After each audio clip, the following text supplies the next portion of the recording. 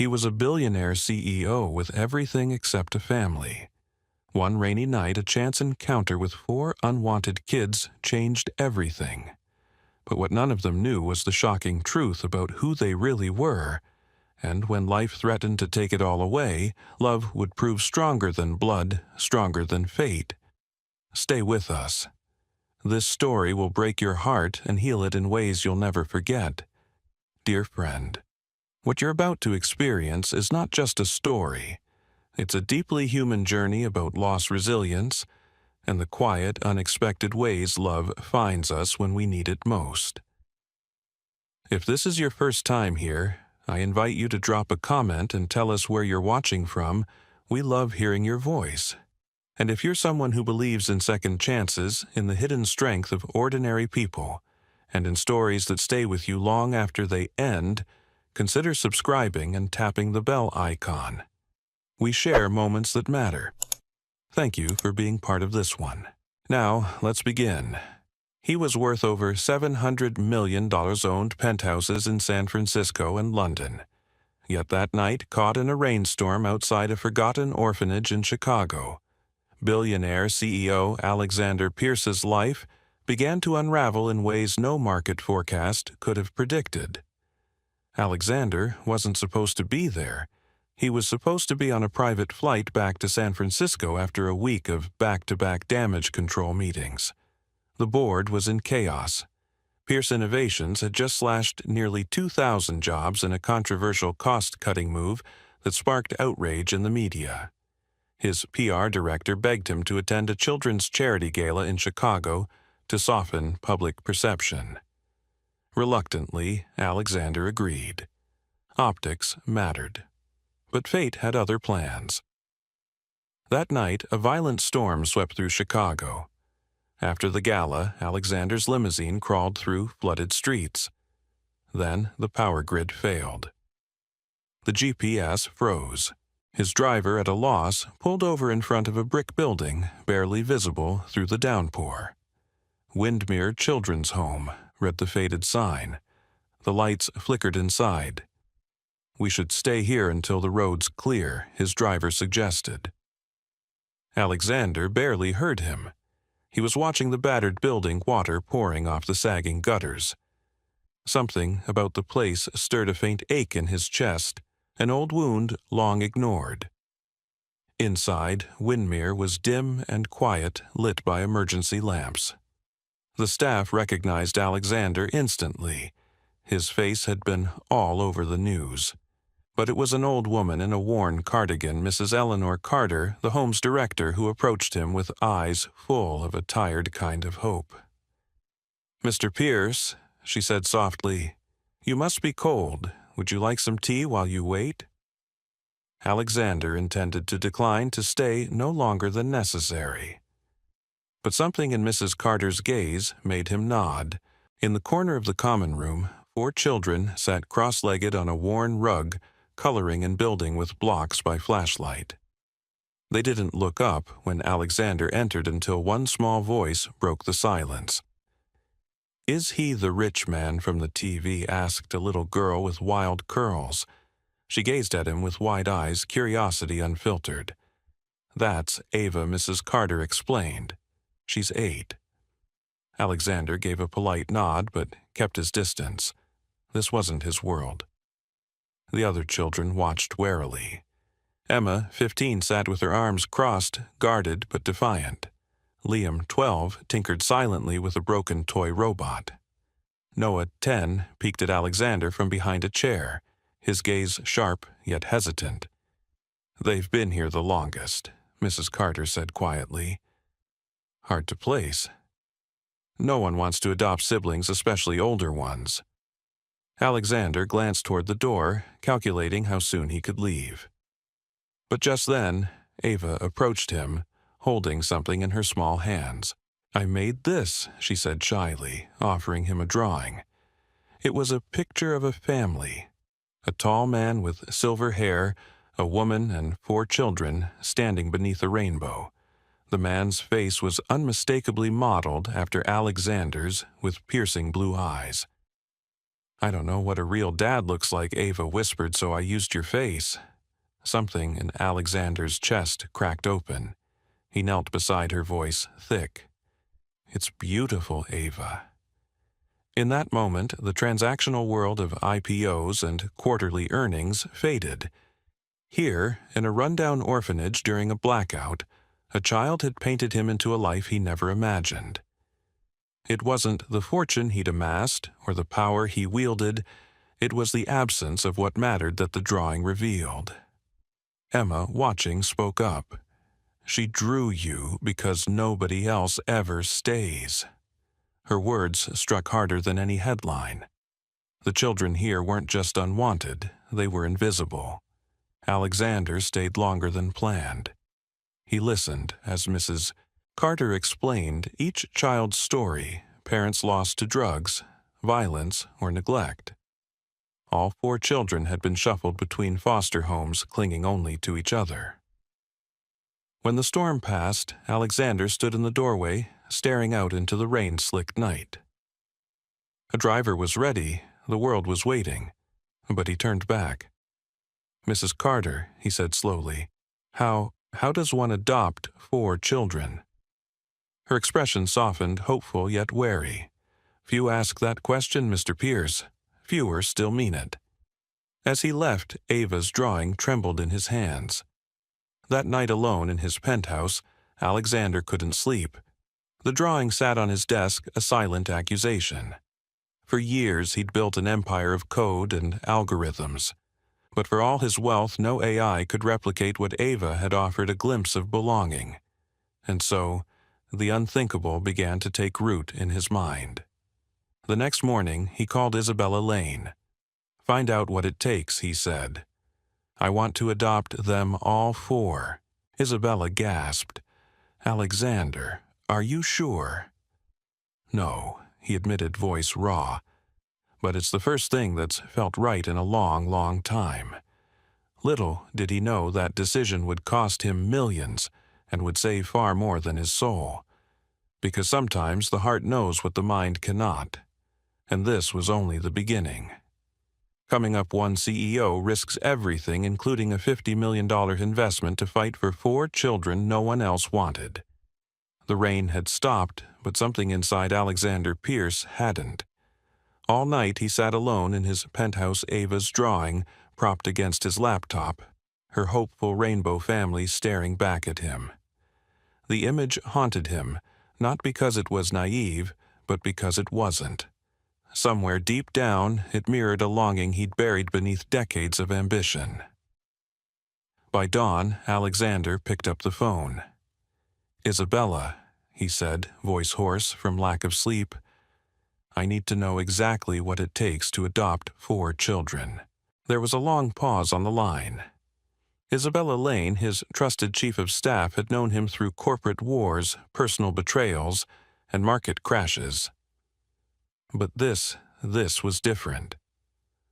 I'll start making calls, she said softly. But Alexander, this won't be simple. I don't care. Later that morning, Alexander's limousine rolled back through the streets of Chicago. He didn't notify his board, nor did he alert the PR team. He arrived at Windmere Children's Home unannounced, wearing a charcoal gray suit that looked absurdly out of place in the battered building. Mrs. Carter greeted him with a tired smile. Back so soon, I need to speak with you. Privately. They sat in her small office, papers stacked in chaotic piles. I want to adopt them, Alexander said simply. Mrs. Carter blinked. Mr. Pierce, do you understand what you're asking? These children have been through more than you can imagine. They're not a charity project. They need stability, consistency. They need someone who's in it for life. Alexander met her gaze steady and unwavering. I understand. I can give them a home. And more than that, I want to. Mrs. Carter's eyes glistened. You may be the first person to say that and mean it. But the road ahead was already growing steeper. Back in San Francisco, whispers began circulating through Pierce Innovations. News of Alexander's visit to the orphanage leaked to the board. At first, they dismissed it as a PR stunt. But when Isabella confirmed he had initiated formal adoption proceedings, panic ensued. An emergency board meeting was called. Inside the glass-walled conference room high above Market Street, the air was thick with tension. Alexander began Richard Grant, the lead investor whose firm held 20% of Pierce Innovations stock, with all due respect. This is madness. Alexander stood at the head of the table, sleeves rolled, face unshaven. Sleep deprivation had done little to dull the steel in his voice. "I'm adopting those children," he said. Richard leaned forward. "Do you understand what this will do to the company's image? Investors are already skittish after the layoffs. Now they'll see a distracted CEO with 4 dependents. One bad earnings call and we could lose another $100 million in valuation." Another board member chimed in. "We have a $50 million investment from Easton Capital contingent on leadership stability. If they get wind of this..." Alexander's gaze hardened. "If they walk, they walk." "You can't be serious." Richard slammed his fist on the table. "You're willing to risk everything for 4 orphans." The room fell silent. Alexander looked around the table at the faces of men and women who had measured worth in stock options and quarterly growth. His voice dropped.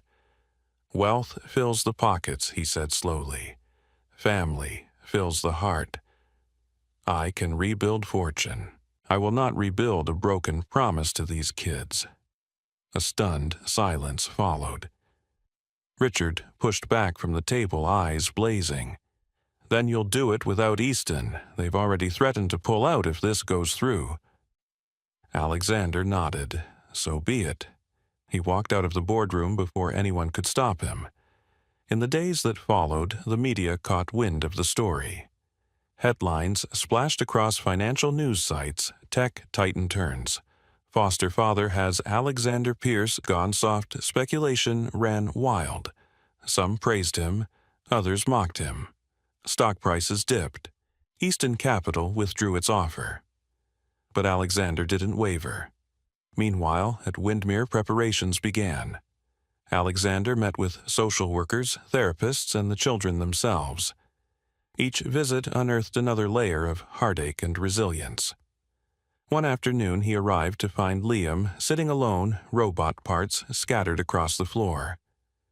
"They say you're going to be our dad," Liam muttered without looking up. "I hope so," Alexander replied gently. Liam's fingers stilled. "People leave. Always." Alexander knelt beside him. "I won't." Liam's lip trembled, but he said nothing. Upstairs, Emma confronted him more directly. "Why are you doing this?" she demanded. "You're rich. You could have any life you want." Alexander met her fierce gaze. "Because, for the first time, I want a life that matters." Emma's eyes filled, but she turned away before he could see her wipe them. On a cold December morning, final papers were signed. The children gathered in Windermere's common room as Alexander arrived with Isabella. Ava ran to him first. "Is it real? Are we really yours?" Now Alexander swept her into his arms. "It's real." Noah clung to Isabella's hand, unsure. Liam stood stiffly. Emma hovered at the edge, arms crossed. Alexander knelt before them all. "I can't promise to be perfect, but I will be here every day, no matter what." Emma's voice cracked. "No one's ever said that." Ava burst into tears. Noah's small hand reached for Alexander's. Liam stared at the floor, blinking hard. Mrs. Carter watched from the doorway, tears streaming freely. As Alexander led his new family out into the winter sunlight, cameras flashed. The world was watching, but in that moment Alexander saw only the 4 faces beside him. He had risked millions. He had defied his board, and he had no certainty of what lay ahead. But as Ava squeezed his hand and Noah whispered "Daddy," for the very first time Alexander knew he had made the only choice that mattered. And their journey was just beginning. Alexander Pierce had built one of the world's most sophisticated AI companies, but as he stood in his cavernous Lake Tahoe estate, surrounded by 4 children with wide, uncertain eyes, he realized something simple yet profound. You could not engineer a family. You had to build it from scratch with patience, love, and more mistakes than he dared to count. The first morning together was chaos. Alexander, used to waking in solitude, was greeted at sunrise by Ava, bouncing on his bed, eager for pancakes. He barely remembered how to operate his espresso machine, let alone make breakfast for children. In the kitchen, he fumbled with eggs and flour, while Noah clung to Isabella's leg, too shy to speak, and Liam studied the unfamiliar surroundings with the analytical gaze of a young engineer. Emma remained aloof, standing near the doorway, arms folded. Alexander burned the first batch of pancakes. Ava giggled. "You need more practice, Daddy." The word hit him square in the chest. It was the first time she'd said it so freely. Determined, Alexander tried again. By the third attempt, breakfast was edible. They sat together, the mismatched group, at a long dining table, once reserved for sterile corporate dinners. The air was thick with unspoken questions and fragile hopes. Later that day, he faced his next lesson in fatherhood, the bedtime story. Emma refused outright. Liam claimed he was too old. Noah watched silently, but Ava climbed into bed with a book already in her lap.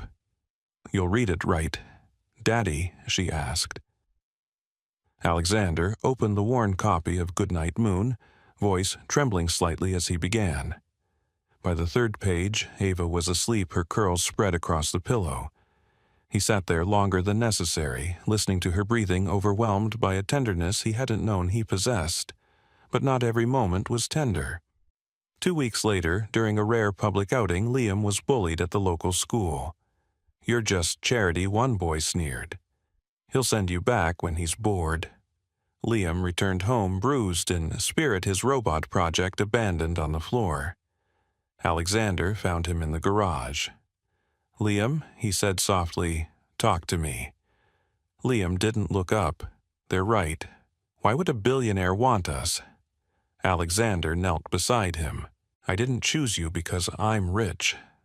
I chose you because you matter. And I'm not going anywhere." Tears welled in Liam's eyes, though he tried to hide them. Alexander placed a steady hand on his shoulder. "Let's finish your robot together."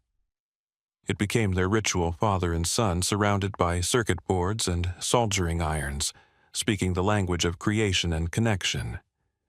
Emma remained the hardest to reach.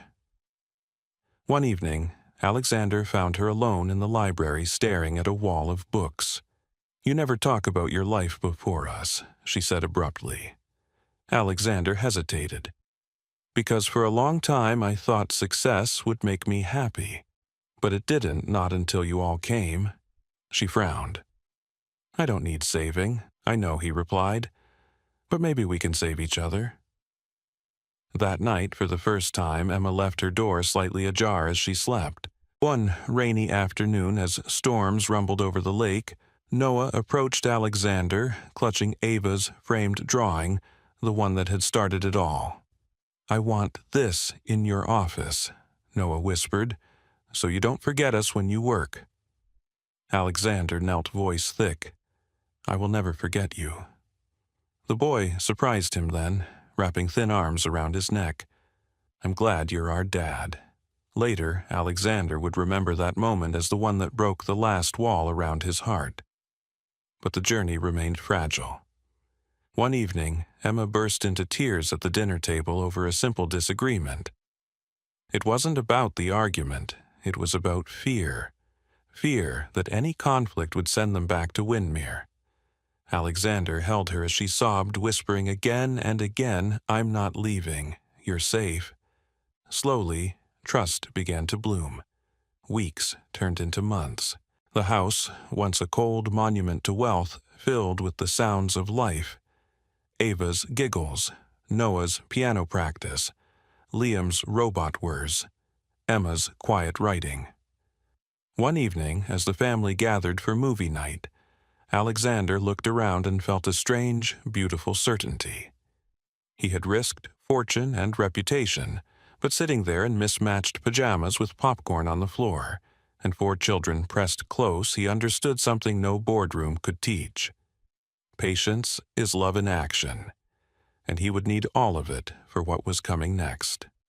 Spring arrived in Lake Tahoe with an uncertain warmth. The snow receded from the mountain peaks, giving way to budding trees and green fields. Inside Alexander Pierce's home, the family was finding its rhythm. But life, as he'd come to learn, never moved in straight lines. It began with a cough. At first, no one thought much of it. Ava coughed through a night then, too. On the 3rd morning, her fever spiked. Isabella drove her and Alexander to the hospital while Emma stayed behind with Liam and Noah. Tests were ordered quickly. The pediatrician concerned by Ava's rapid decline suggested genetic screening to rule out any underlying conditions. Alexander consented immediately. His chest tightened. He had never asked about their medical histories, not when his heart had chosen first. The test results arrived 3 days later. Ava will be fine, the doctor assured him gently. But something unusual turned up in her DNA markers. Alexander frowned. "What do you mean? You may want to sit down." The doctor explained that Ava's genetic profile contained matches commonly seen in direct blood relations, specifically to the DNA sample Alexander had provided when starting the adoption process. "It's highly likely," the doctor said carefully, "that you're biologically related to Ava." The world tilted. Alexander gripped the arms of the chair. "That's not possible," he whispered. But even as he said it, memory whispered back Samantha Hartley, the woman he'd loved and lost in his final year of university. They had drifted apart after a bitter argument over the direction of their lives. He'd pursued his relentless ambition. She'd vanished without a word. Could it be shaken Alexander returned home and called Isabella? "We need to find out everything we can about the children's mother," he said, voice tight. Isabella nodded, already moving. Meanwhile, Emma noticed her father's unease. That night after dinner she approached him. "You've been different since Ava got sick," she said quietly. Alexander hesitated, choosing honesty. "Something's come up. I promise I'll explain once I understand it myself." The next breakthrough came not through DNA but through a box. Noah, always curious, had been exploring the attic when he found an old dust-covered trunk. Inside were children's books, faded photographs, and a small stack of journals tied with ribbon. Emma was the one who opened the journals. Her breath caught as she read the first entry aloud, March 3rd. "They told me today it's 4 heartbeats. 4. I don't know how I'll manage alone, but I must. He can't know. He has his life ahead. I won't be the reason he sacrifices it." At the bottom of the page was a signature that hit Alexander like a blow. Samantha Hartley. Tears burned his eyes. He sank onto the floor beside his daughter. She was your mother," he choked. "And she loved you, all of you." Emma stared at him. "You knew her?" Alexander nodded, tears now falling freely. "She was everything to me. I never knew she was pregnant. She left before I could ask why." Liam entered the room, followed by Ava and Noah. One by one, they listened as Alexander explained the truth that the woman they'd known only as a faded photograph was the love he had lost, and that by some impossible fate they were his own children. Ava's small voice broke the silence. "Does that mean you're really our daddy?" Alexander gathered her close. "I always was," he whispered. "In my heart. Now I know it's in my blood, too." Emma's tears spilled over. Liam looked away, jaw clenched. Noah crawled into Alexander's lap without a word. That night, as the house lay quiet, Alexander sat alone in his study. The journal lay open beside a sealed envelope addressed to him. Isabella had found it tucked between the pages. With trembling hands, he opened it. "My dearest Alex," it began in Samantha's graceful handwriting. "If you are reading this, then somehow life has found a way to return you to our children. I wanted so badly to tell you, but I knew you would give up everything for us, and I couldn't bear to be the reason you lost your dreams. I hope you can forgive me, and I hope you will love them as I loved you." The words blurred as Alexander wept. He pressed the letter to his heart, wishing Samantha could see the family she had dreamed of. But fate wasn't finished.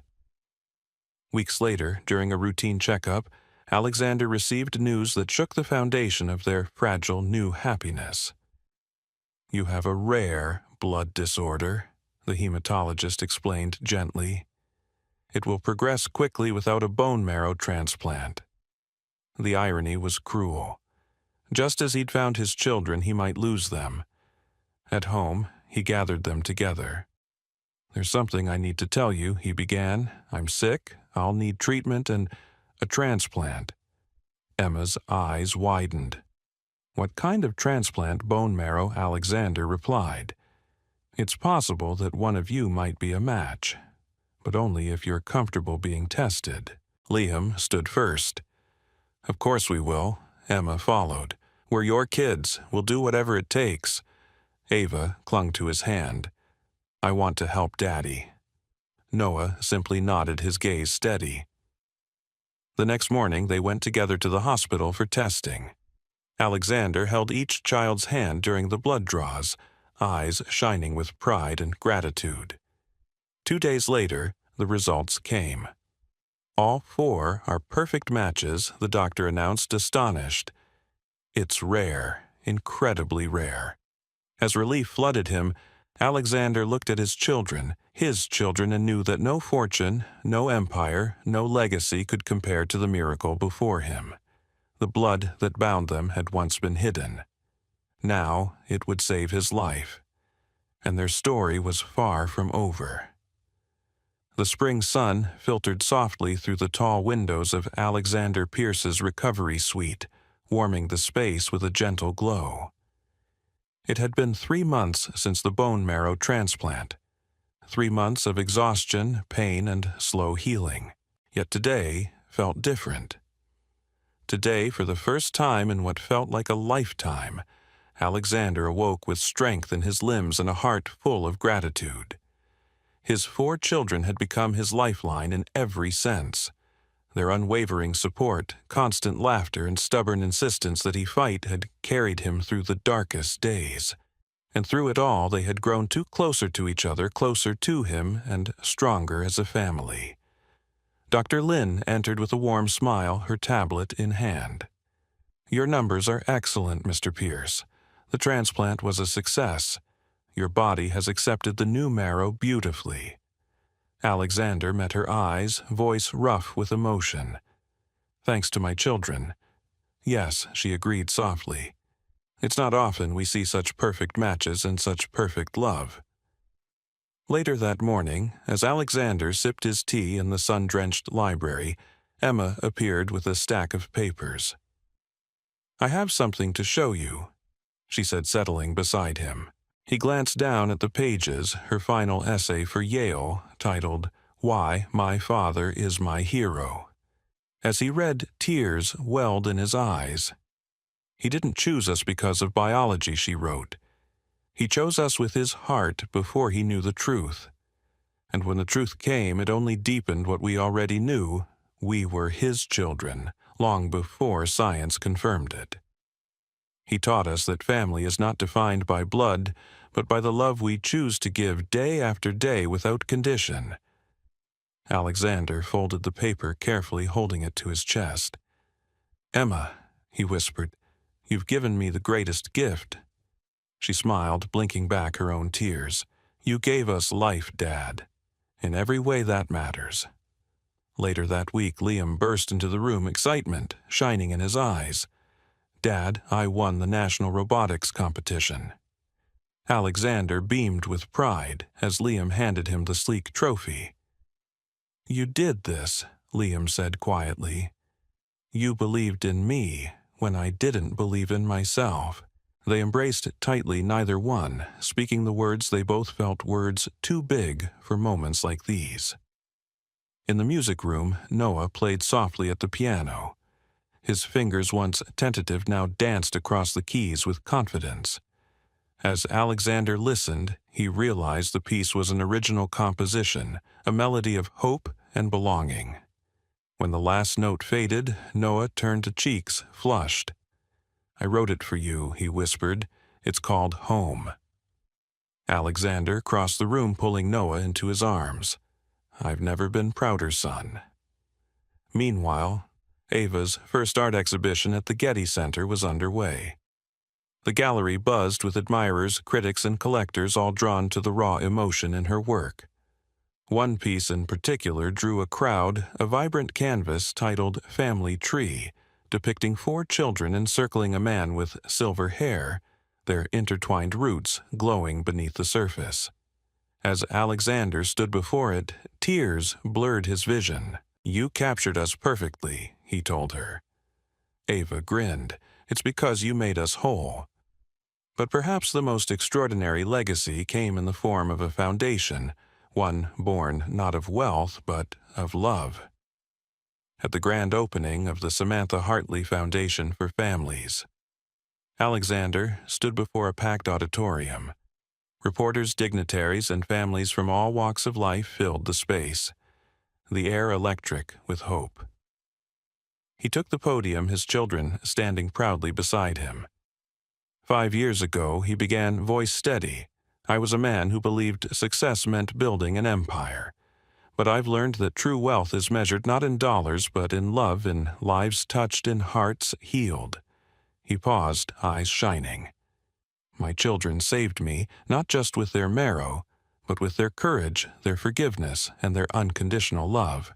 This foundation is dedicated to supporting families who face the unimaginable, to ensuring that no child is ever left behind because the world deems them too hard to love."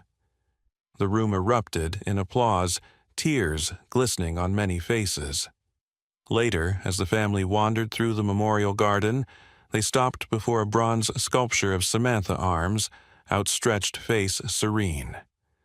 Alexander knelt before it, the letters she had written now framed beneath the statue. "You were right," he whispered. "Love found its way." Emma slipped her hand into his. "She would be so proud of you." As twilight fell, the family gathered beneath the stars. Noah played his melody softly. Ava sketched by lantern light. Liam tinkered with a new invention, and Emma read aloud from a favorite book. Alexander watched them, heart overflowing. He had built companies. He had commanded boardrooms. But here, beneath the night sky, with his children beside him, he had discovered life's greatest truth. Love is the only legacy that endures. And their story, a story of loss, of discovery, of choosing each other again and again, was just beginning. Sometimes life's most extraordinary journeys begin with a single, unexpected step. For Alexander Pierce, that step happened on a stormy night in Chicago, in front of a forgotten brick building called Windmere Children's Home. A billionaire CEO who had spent his life climbing the corporate ladder, Alexander was a man defined by achievement and success, but haunted by a quiet emptiness. He believed he had built a legacy of innovation and influence, yet it was a small child's drawing offered with innocent hope that revealed just how hollow that legacy had become.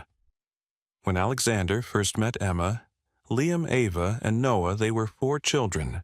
No one wanted siblings bound by loss and a fierce loyalty to one another. He didn't walk into Windmere intending to adopt them. In fact, he barely understood the depth of what they had endured. But life has a way of planting seeds in the heart seeds that can grow in the most unlikely soil. Choosing to adopt them wasn't easy. It meant challenging the expectations of his board, risking millions in investments, and inviting chaos into a life built on order. But when faced with the choice between preserving his wealth or honoring the fragile trust of 4 children, Alexander chose love. He chose to be their father. The path to becoming a family was neither smooth nor simple. Emma guarded her heart fiercely. Liam questioned his place.